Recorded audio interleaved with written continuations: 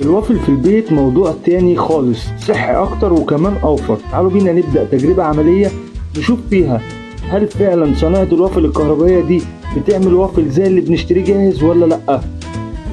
في البداية بنسخن المكنة فترة من 5 ل 8 دقايق. المكنة بتشتغل مباشرة بعد وضع الفيشة في مصدر التيار لأن مفيهاش زرار باور. اللمبتين دول لمبة فيهم بتكون لمبة باور بتوضح إن الجهاز شغال، والتانية لما السخانات بتريح كل شوية وترجع تشتغل تاني بتنور وتطفي معانا. دلوقتي المكنة بقت جاهزة معانا ونقدر نحط عليها العجينة. بالمناسبة طريقة عمل العجينة أنا جبتها من على النت وجربتها وكانت أطعم بكتير من اللي بشتريها من بره. زي ما انتوا شايفين كده هنحط العجينة بالطريقة دي، بتوزعها على سطح الشريحة وبعد كده بنقفل عليها ونستنى 10 دقايق ونفتح ونشوف النتيجة. ربنا يستر.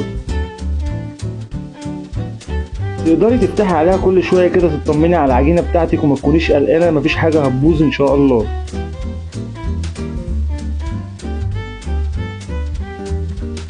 دلوقتي بقى عدى 10 دقايق وهنفتح ونشوف النتيجة.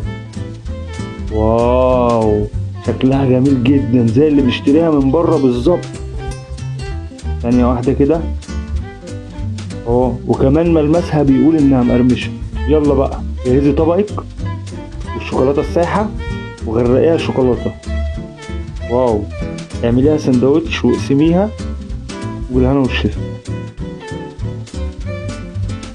عاوز بس افكرك مفيش حاجه ببلاش. اعمل لايك للفيديو دوت وما تنساش تعمل شير عشان اكتر عدد من الناس يستفيد بيه، وتابعني على كل وسائل التواصل الاجتماعي اللي نازله قدامك دلوقتي.